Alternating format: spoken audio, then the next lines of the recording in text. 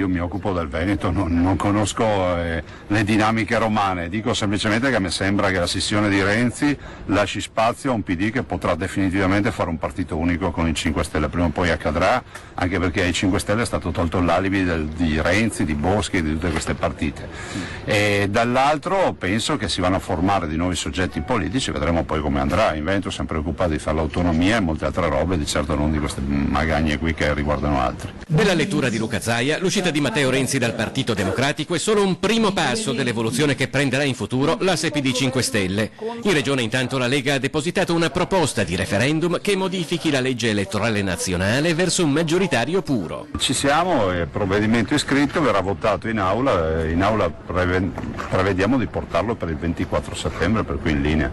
Condividiamo questa sfida, che è poi la sfida di fare in modo che in questo paese chi prende più voti vada a governare, esattamente quello che accade in tutte le regioni italiane, il governatore che prende più voti va a governare. Non si capisce perché a livello nazionale dobbiamo delegare poi il Parlamento e quindi i partiti a trovare una maggioranza. La richiesta di referendum andrà al voto in altri 6 consigli regionali. Perché la proposta passi, almeno 5 la dovranno approvare senza emendamenti. Zaia prosegue anche l'impegno per l'autonomia del Veneto. È vicino, fra qualche giorno, nel senso che il 23 lunedì 23 avrò l'incontro con il ministro Boccia, ben volentieri questo incontro, dimostreremo che abbiamo le carte a posto, che è tutto in linea con la legge, per cui in questo paese abbiamo dato inizio a questo dibattito e prima o poi lo si chiuderà. E allora così il governatore Luca Zaia oggi ai nostri microfoni sul tema poi di giornata, è arrivata con la notizia, con la conferma di fatto ieri sera nel corso di Ring, cioè l'addio di Matteo Renzi al Partito Democratico, l'orizzonte della nuova legge elettorale verso proporzionale come vorrebbero PD e Movimento 5 Stelle, mentre lo sapete, lo ha lanciato di fatto poche ore prima di Pontida Matteo Salvini con l'idea di Calderoli, 5 consigli regionali d'Italia e il Veneto è il primo in questo senso, propongano il referendum per rendere pienamente maggioritaria invece l'attuale legge elettorale, insomma, quindi oggi avete sentito Zaia ancora su questo. Saluto e ringrazio Gianangelo Boff, neocommissario della Lega a Treviso. Buonasera. Buonasera, ben trovato. Allora, giornatina mica semplice, ho già visto cosa è successo. Oggi è una giornata abbastanza impegnativa, sì. Allora bisogna vedere cosa, secondo lei, mi dica, poi vediamo anche il Partito Democratico, cosa succede, cosa vuol dire, chi si muove nella nostra regione, perché segue Matteo Renzi, tra l'altro vi anticipo, domani sera sarà nostro ospite qui a 20:10 il segretario del Partito Democratico del Veneto, Bisato. Secondo lei questa mossa di Renzi rafforza, mette sotto scacco il governo? Io a volte nel fare le analisi politiche non sono un politologo, quindi cerco di declinarle ai ragionamenti base. Grillo ha detto che Renzi è come Salvini, tutti non lo so, non mi pare di identificarlo proprio in quel modo. Ritengo che comunque sia kafkiano ciò che è successo, perché se vogliamo descriverla in modo breve e lineare, cioè Matteo Renzi decide di obbliga il suo segretario del partito a fare un'alleanza che Zingaretti non voleva fare perché di fatto voleva andare al voto, perché bisognava fare un governo con i 5 Stelle, quindi fra virgolette con l'imprimatum della maggioranza dei parlamentari porta il suo segretario a fare un governo, neanche ancora hanno finito di nominare i sottosegretari e questo fa un partito per conto suo, cioè è kafkiana la situazione, cioè fossi io Zingaretti sinceramente qualche domanda me la farei, cioè mi sentirei un po' preso in giro. Però dice, lo stesso Renzi dice che serve per rinforzare il governo. Quindi.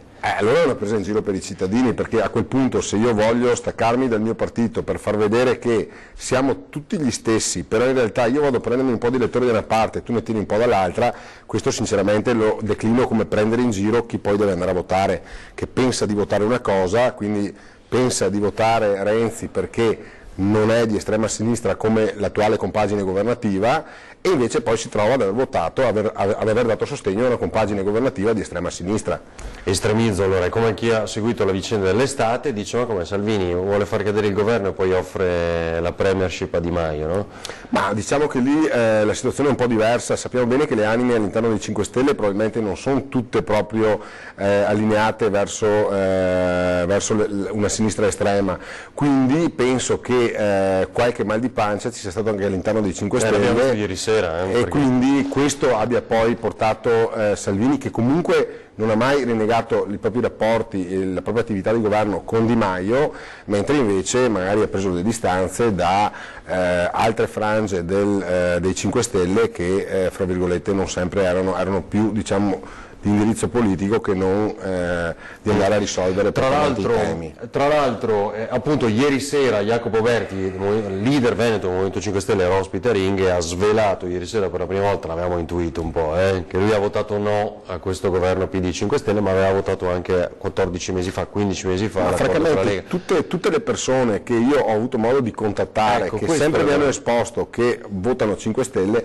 nessuno mi ha detto essere favorevole a questo governo, quindi cosa sia venuto fuori da questa piattaforma Rousseau, francamente, cioè, o è veramente, non so chi possa votarvi, però non rispecchia sicuramente quello che è il sentore che ho avuto io nell'elettorato. Io sono molto in mezzo al territorio, parlo scusi, appunto, questo mi incuriosisce, cioè lei frequenta molto gli elettori del Movimento 5 Stelle? Ma io frequento tutte le persone. O sono delusi adesso? No, io ritengo che la politica sia fatta anche di confronto, quindi dobbiamo dialogare con tutti, dobbiamo parlare con tutti, perché i cittadini ovviamente devono avere un dialogo anche con gli interlocutori che fanno politica sul territorio, dopodiché bisogna ascoltare tutti, ovvio che chi deve amministrare fa una sintesi e prende delle decisioni in base a una propria idea politica, però bisogna ascoltare tutti, perché bisogna sempre avere il polso di ciò che ci circonda, dell'umore delle persone. Questo da sindaco l'ho imparato e ritengo che sia fondamentale, perché quando un amministratore, quando un politico perde quello che è il contatto con i propri cittadini e il proprio territorio, a volte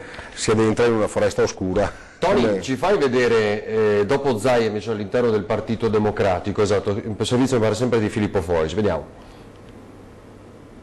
Movimento Civile o Italia del Sì? Sul nome del nuovo soggetto politico Matteo Renzi deve ancora decidere. Di certo per ora c'è che una trentina tra deputati e senatori fuoriusciti dal Partito Democratico formeranno gruppi parlamentari sia a Palazzo Chigi che a Palazzo Madama. Beh, che nell'aria l'annuncio dell'ex premier non ha certo lasciato indifferente il PD Veneto. Soprattutto adesso sta generando un certo sconcerto sia tra i militanti che la base, devono già capire, bisogna interiorizzare quello che sta succedendo. Io lo ritengo un errore, perché era appena partito un governo per produrre atti nuovi, concretezza nei confronti dei cittadini, che altrimenti non riescono a capire questi continui cambi di programma. La domanda è ora quanti e quali esponenti locali del Partito Democratico Veneto seguiranno il nuovo partito di Matteo Renzi. Nel gruppo regionale non c'è nessuno che abbia intenzione di seguire Renzi, ne abbiamo parlato anche questa mattina, anzi il giudizio è unanime, un giudizio negativo su questa scelta che ha fatto, di cui non vediamo le ragioni politiche. Io leggo molta difficoltà da parte di Renzi a stare dentro un partito plurale dove non sempre si è con chi ha la maggioranza. A Venezia ha annunciato la sua uscita Marco Caberlotto, classe 91, 400 preferenze alle ultime comunali che non sono state però sufficienti all'elezione. Caberlotto rappresentava una tra le figure emergenti del PD veneziano. Credo che ci sia una strada nuova da costruire, penso che ci sia un elettorato che ha bisogno di risposte, bisogna costruire uno spazio ampio in cui le persone si possano riconoscere e le idee forti di cui c'è bisogno per il Paese incomincino ad emergere. Trovo abbastanza odioso, ha scritto la capogruppo del PD al Comune di Venezia Monica Sambo, che nel passato come oggi alcuni dirigenti del partito escano dal PD nel momento in cui diventano minoranza. Nelle file Farsetti concretamente non cambierà moltissimo, immagino che i consiglieri comunali tra l'altro rimangano al loro posto. Noi dobbiamo ovviamente augurare in bocca al lupo a chi oggi ha fatto una scelta diversa, ma subito concentrarsi a dare risposte concrete ai nostri cittadini. Diciamo che bisognerà attendere qualche ora, mettiamolo così, qualche giorno, vedremo davvero che cosa succede poi anche sul territorio, insomma, poi ne parliamo appunto domani con il segretario PD. Allora, fa un po' sorridere un aspetto, perché che un partito venga chiamato il partito del sì, dove poi, fra virgolette, quello di Renzi, ma ricordo che la prima azione di sfiducia nei confronti del Premier Conte fu fatta proprio dai 5 Stelle che presentarono una mozione contro la TAV, quindi per il no, e quindi ha appena fatto un governo con quelli che hanno detto no alla TAV e lo chiama il partito del sì, cioè va bene tutto, ma forse un po' di coerenza... Sì. Tra l'altro forse alcuni ex 5 Stelle potrebbero confluire nella nuova formazione di Matteo Renzi, no? Quindi poi bisogna vedere anche quello. Senta, ma da commissario, è diventato commissario dopo la caduta del governo Lega 5 Stelle, no? Rispetto a prima questi incontri con le persone, perché insomma, si è sempre detto che attorno a voi, molti poi qua da questo territorio che vuole fortemente l'autonomia, no? Attorno a voi continuassero a dire quando staccate la spina, l'ha visto, no? Anche citato da Luca Zaia Domenica Pontida, dove c'era anche lei. È cambiato qualcosa? Cioè, c'è stato quello smarrimento dopo o no? No, diciamo per chi veramente... Ma come l'avete staccata veramente? Cioè, poi, no? Difatti i filosofi che prima dicevano che bisognava staccare la spina sono stati i primi poi magari a criticare dopo perché la spina si è staccata sul serio. In realtà secondo me non eccepisco nulla a quanto fatto dal segretario Salvini, perché secondo me era da fare, perché comunque il nostro elettorato, ma la gente stessa lo voleva, perché ormai capiva che la situazione era abbastanza incancrenita. Per chi ne capisce un po' di politica, anche i voti in Comunità Europea relativamente non solo alla Van der Leyen ma anche prima al Presidente di Commissione del PD erano chiari, c'era già un accordo. Presidente del Consiglio Europeo Sassoli. Sì. Sassoli, quindi l'accordo c'era già, quindi una situazione politica anomala rispetto all'accordo di governo c'era già. Il tempo era il momento giusto secondo me, perché era il momento giusto in cui, fra virgolette, un po' di strategia politica ci vuole, e questa Salvini l'ha avuta in un momento in cui era un po' più difficile cercare che si ricompattassero. L'hanno fatto lo stesso, ma come ripeto... Cioè poi dice in agosto era più difficile che trovassero l'accordo. Sì, ma poi l'hanno trovato lo stesso perché l'accordo era fatto prima, quindi non c'era nessun problema. Sai che anche questo viene smentito in realtà dai diretti interessati, normali. Non si vota un commissario europeo se sotto non c'è un accordo politico, cioè ci deve essere un accordo politico, chi fa politica lo sa benissimo queste cose qua, quindi non possono venire a raccontarci... Senta, mi dice cosa... Perché mi ha colpito quella sua prima intervista, no? Anche ad Antena 3 in quei giorni lì, da neocommissario. A parte vuole dire qualcosa per la critica di quei giorni, insomma, spiegato anche da Luca Zaia, voi siete stati nominati, non eletti, ma insomma il periodo di transizione per arrivare... È corretto, siamo stati nominati, non sono stati eletti, quindi l'ha spiegato bene. Dobbiamo, fra virgolette, ascoltare i militanti anche proprio per questo motivo qua, perché non essendo stati eletti, ma essendo dei commissari, abbiamo il dovere di sentire quello che è la volontà e l'umore del nostro movimento. Beh, a maggior ragione anche dopo, no? Quando saranno eletti. Il segretario riceve un imprimatum che è dato dal voto dei militanti.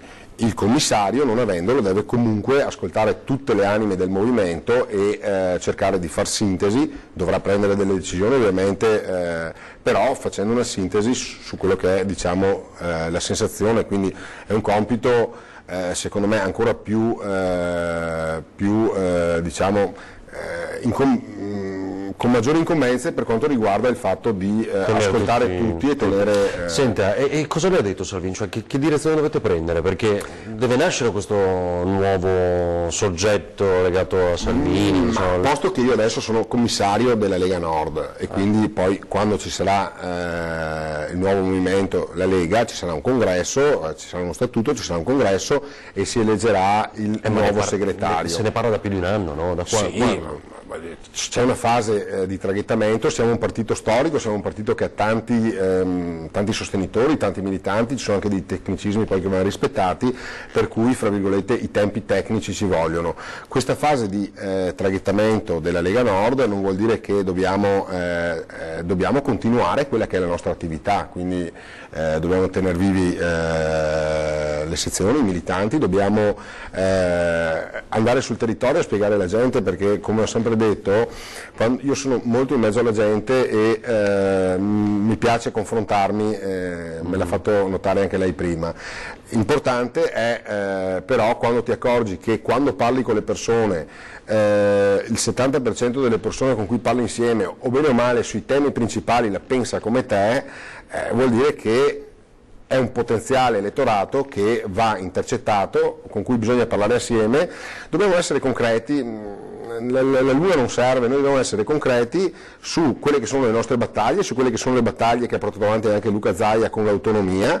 L'autonomia, noi non vogliamo l'Italia che si spacchi o le fratture, ma è una cosa logica, voglio dire, se noi abbiamo un'esperienza positiva all'interno di un'azienda, abbiamo all'interno di un'azienda un reparto che funziona, va bene, eccetera, e usa delle pratiche per far questo, ma perché non mutuarlo in tutte le altre regioni, ma perché non creare dei centri di costo con delle responsabilità in modo che tutte le regioni possano funzionare bene? Penso che se ci fosse un federalismo e un controllo dei costi, probabilmente molte regioni si darebbero una regolata, i cittadini di quelle regioni avrebbero dei servizi migliori, diminuirebbero i costi per lo Stato, sono delle cose elementari che non si sa perché non vogliono essere comprese, c'è quasi un pensar male a non volerlo però dipende comprendere. dai reparti, dipende da quello che producono, dopodiché sappiamo, dovrebbe essere applicato un po' a tutti e così per dare più responsabilità soprattutto ad alcune zone del sud e agli amministratori.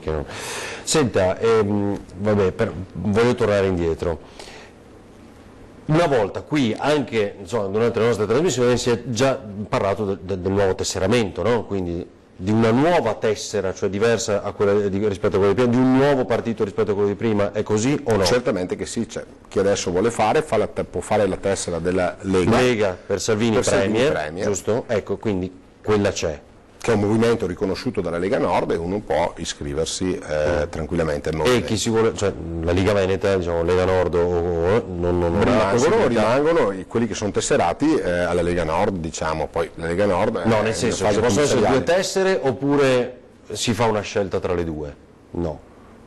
Si possono avere anche le due tessere. Si possono avere anche I due movimenti si riconoscono rispettivamente, per cui... Perché posso dire una cosa? Perché abbiamo percepito come un po' di freddezza, no, di freddezza non si può dire, perché insomma Salvini è il leader di tutti, si vede molto bene, per quanto riguarda la Lega, però un po' di freddezza dalla Liga Veneta, no? Nel firmare per quel tipo di tessera. Ma no, secondo me bisogna guardare avanti, sicuramente il dubbio di molti militanti c'è, è ovvio che noi siamo un partito talmente radicato, un partito con una militanza storica che chi ha dei dubbi sul fatto che Salvini faccia delle cose che poi no. Salvini non è una persona stupida, è una persona molto intelligente, sa benissimo che il Veneto vorrà essere rappresentato, vorrà avere una sua identità e sicuramente verrà riconosciuto anche all'interno dello statuto del nuovo movimento, non ha nessun interesse. Comandano sempre i lombardi, sono refrain che torna. Ma ci fosse scritto Zaia Premier non è un problema, io guardo i risultati, abbiamo preso in mano se fosse scritto Lega Zaia Premier sarebbe diverso. Zaia è sicuramente per noi un leader, perché per chi ha fatto politica in giovane età come me, per me Zaia resta ed è un punto di riferimento, ma perché? Perché per l'integrità morale, per il modo di amministrare, per la concretezza, è sicuramente un faro per tutti noi della Lega qui in Veneto e anche oltre il Veneto Luca Zaia, ma l'uno non esclude l'altro, Salvini ha saputo gestire benissimo le dinamiche del partito a livello nazionale, i numeri gli danno ragione, fra virgolette, secondo me anche le ultime scelte che ha fatto un tempo molto breve gli darà ragione e Zaia ha saputo governare benissimo una regione e fra virgolette che è d'esempio a livello nazionale, Allora, e poi lunedì, adesso ci fermiamo, lunedì appunto ci sarà l'incontro poi col ministro Boccia, la mattina di lunedì abbiamo avuto conferma, stavano organizzando ovviamente, ma siccome nello stesso giorno poi si dovrà spostare in Emilia, no, credo vada a Bologna, poi dopo il ministro viene qui per discutere con il governatore Zaia appunto del progetto di autonomia. Ci fermiamo pochi istanti e poi torniamo con il commissario Boff.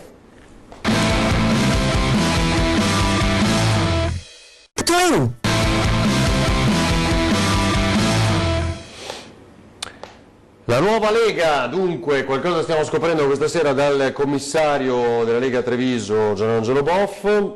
Mi ha colpito però che lei abbia parlato di gazebo, stavo per dire prima, no? Nell'intervista ai giornali, ad Antena 3, perché Quando è che avete interrotto? Non abbiamo mai interrotto di fare i gazebo. I gazebo logicamente li abbiamo richiamati perché questa fine settimana c'è l'appuntamento nei gazebo in tutte le nostre città, in tutte le nostre circoscrizioni, ci sono i gazebo della Lega, quindi lì tutti i militanti devono essere presenti, devono presidiare il territorio, perché è importante, perché il gazebo è l'occasione che ti permette di intercettare il cittadino, la signora, il bambino, tutte le persone che devono aver modo di potersi avvicinare ai nostri temi, ai nostri argomenti, conoscere i nostri amministratori, conoscere le nostre persone.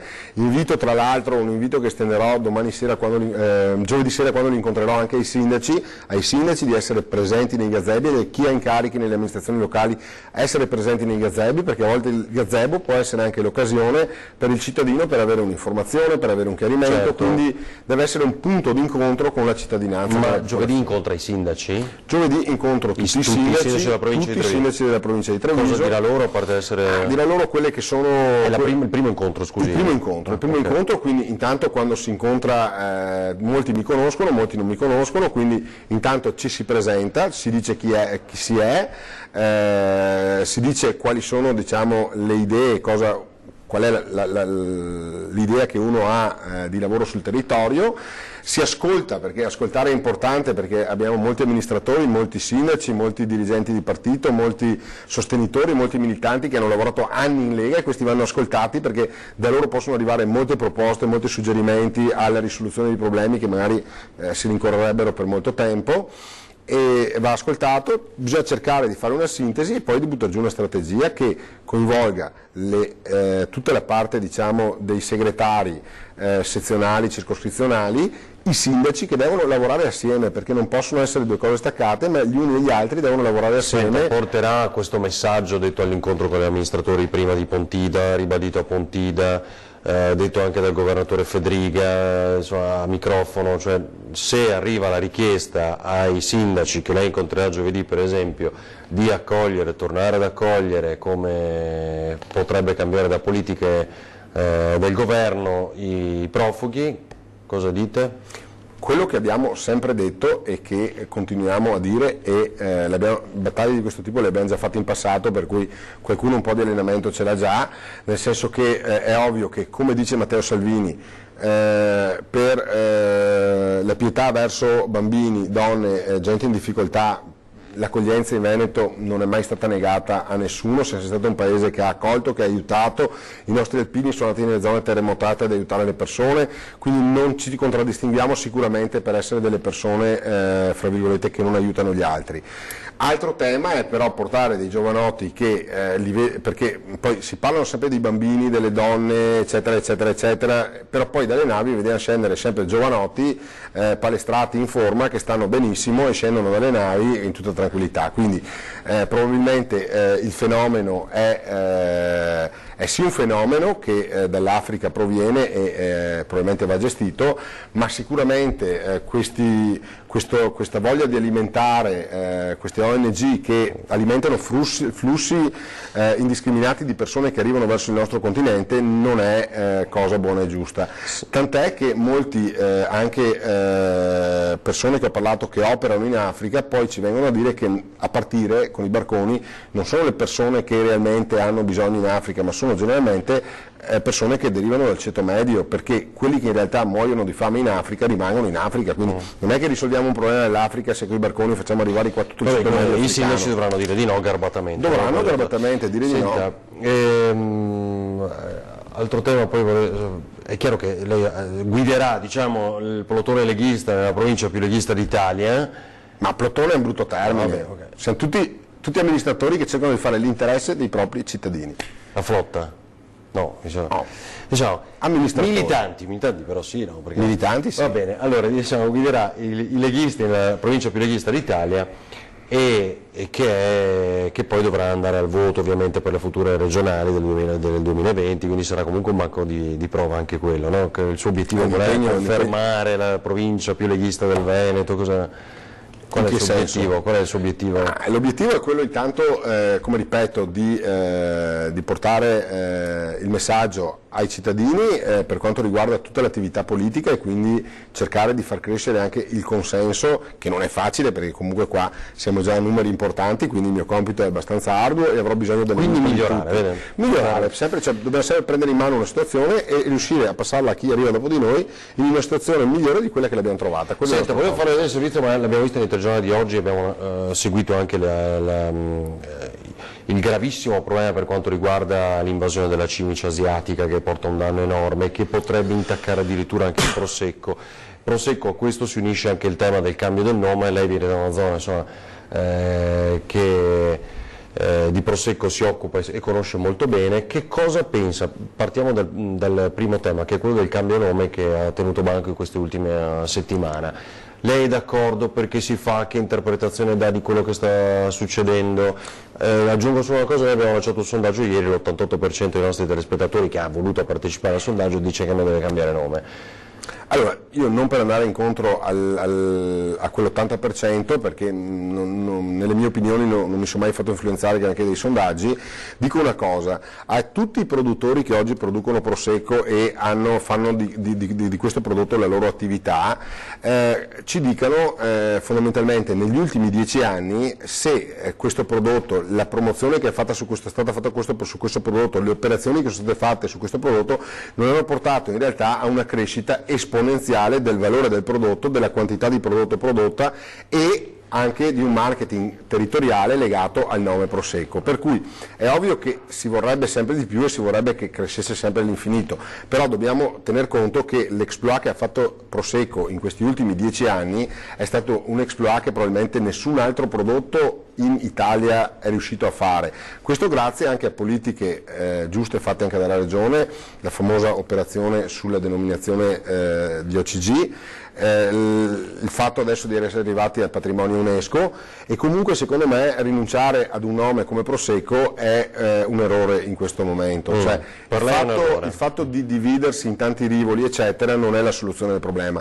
La soluzione del problema è che il prodotto che arriva dalle colline, dove la lavorazione è molto più difficile, dove la lavorazione è più onerosa, deve cercare di contraddistinguersi in termini sia di qualità del prodotto, perché poi non possiamo produrre lo stesso prosecco e venderlo in maniera differente, dobbiamo cercare di produrre una qualità superiore, cosa nella direzione nella quale il consorzio sta andando, e fra virgolette cercare di legare quel prodotto a quel territorio in modo che identifichi il prosecco come la zona dove c'è la core zone UNESCO, che è anche un media per promozionare il prodotto, e ecco che lì riusciamo ad elevare la qualità del prodotto pur mantenendo la denominazione prosecco, che poi possiamo dire che è Prosecco di Conegliano e Vallobbiadene, è un bellissimo nome, rappresenta un bellissimo, è un prosecco UNESCO, ma il nome conosciuto è Prosecco, per cui abbandonare quel nome secondo me sarebbe un grande errore, soprattutto per i tanti piccoli produttori che... ma infatti guardi, il sondaggio all'88% ha detto no, cioè non deve cambiare nome, quindi ero d'accordo alla fin fine. Quindi.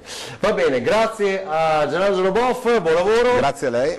Ci rivediamo domani sera con 20:10, come anticipato avremo appunto il segretario del Partito Democratico del Veneto a poche ore dalla scissione, quindi per capire anche chi va e chi resta dei grandi nomi e non solo nel PD di questa regione. Grazie, restate in nostra compagnia per la prima serata.